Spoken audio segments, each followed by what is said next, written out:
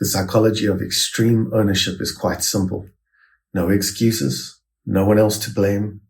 You need to hold and own everything in your own world without trying to project your failures, your victim mentality onto the world, God, or other people. And it's a very valuable concept, developed by the Navy SEALs. And just as it saves their lives, their minds, their mental health, it helps us to develop our own definitions of ourselves as successful, bold, and courageous. When we blame, we become victims, and quite honestly, victims are violent people. They're volatile, selfish.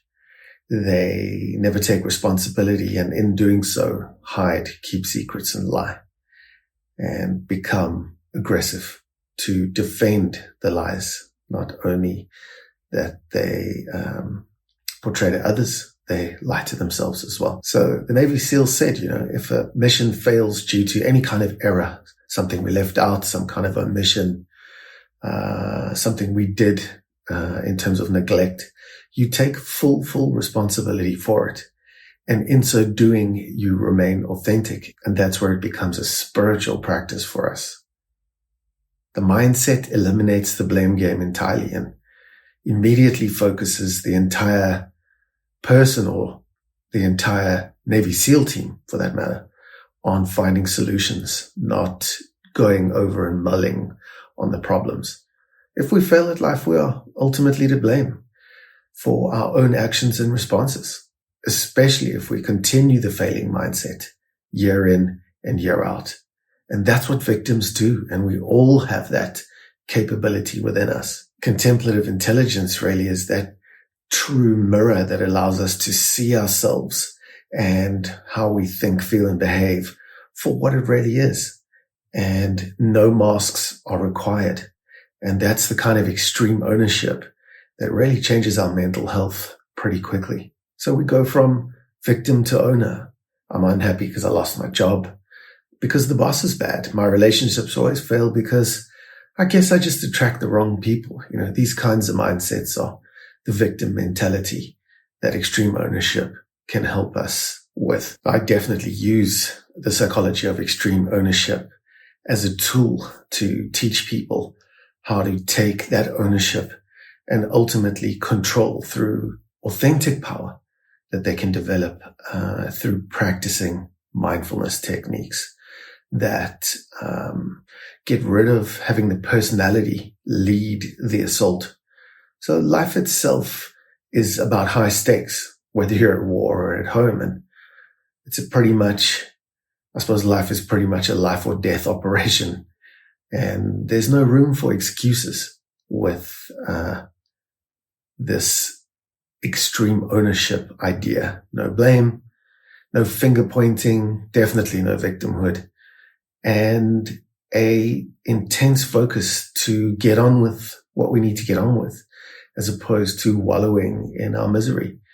And it's a well-known fact that we can wallow in that misery for years. And when we do so, it can go from an idea to a feeling, to a mood, to a trait, to an attitude, and then to a personality disorder where we become avoidant in our personality, avoidant personality disorder, anxious, depressed, you name it.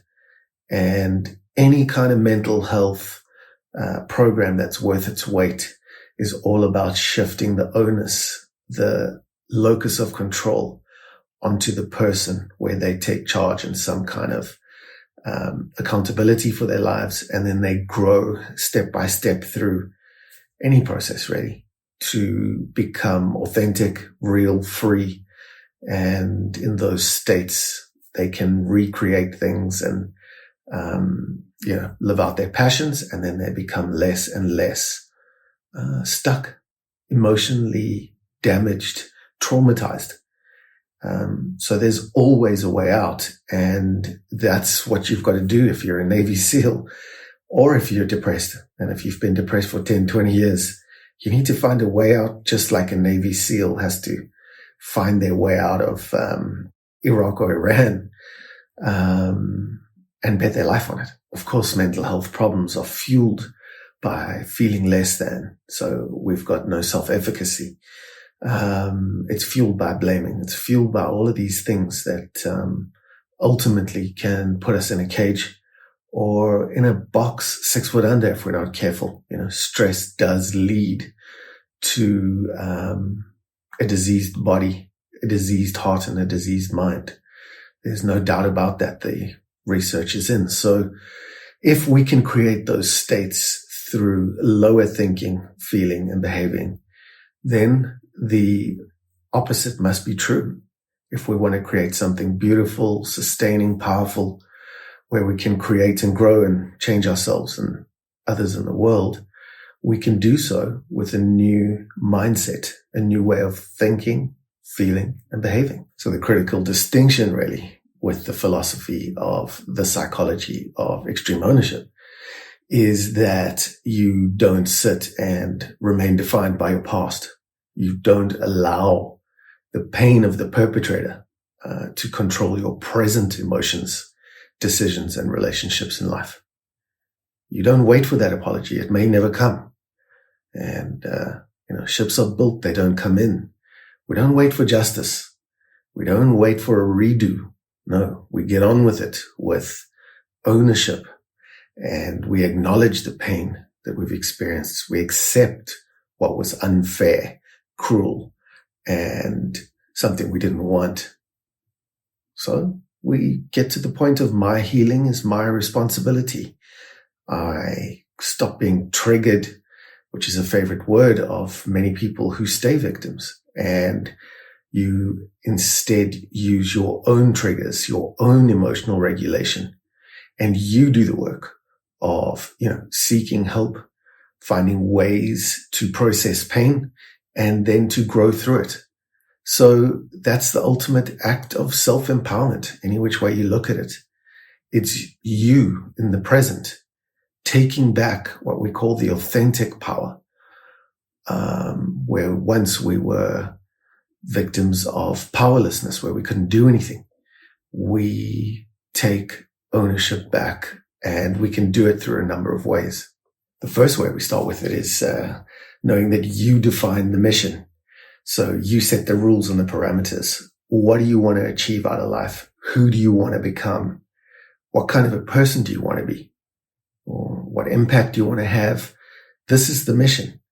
And the mission, above all, is where we're going to go. So where focus goes, energy flows. And if we focus on the mission, we must know what the mission is.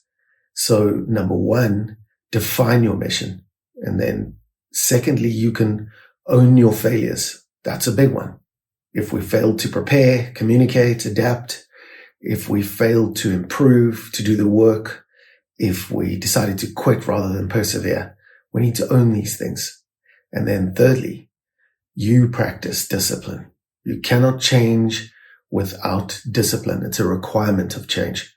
So, the SEALs have a saying, discipline equals freedom, which I tend to agree with.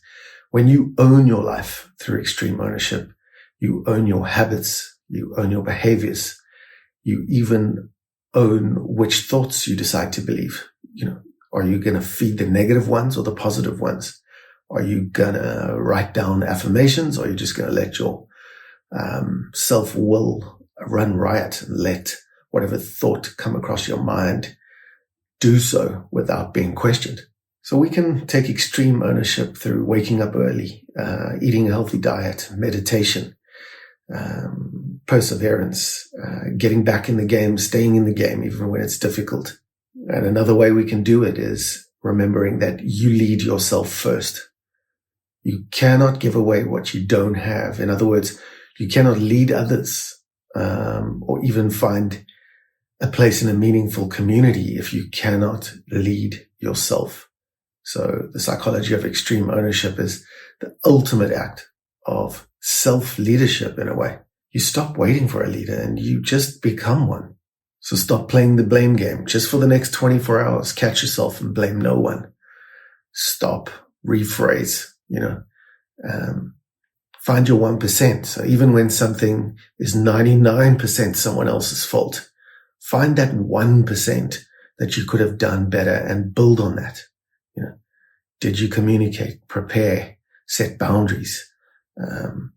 Did you take all those precautions? Did you empower yourself enough? Find that 1% and turn it into 100% of who you're becoming, 1% at a time, if that's what it takes. Stay in the present. Ask what's now, not what's past only. Be specific about what the mission is. That's a personal mission statement. And try and see yourself as transformed and healed as the person that you want to be. Create that vision and hold it in your mind tenaciously. And you're building something. Neural pathways. You're building something right there without even having taken a step out into the real world as yet. You're being prepared.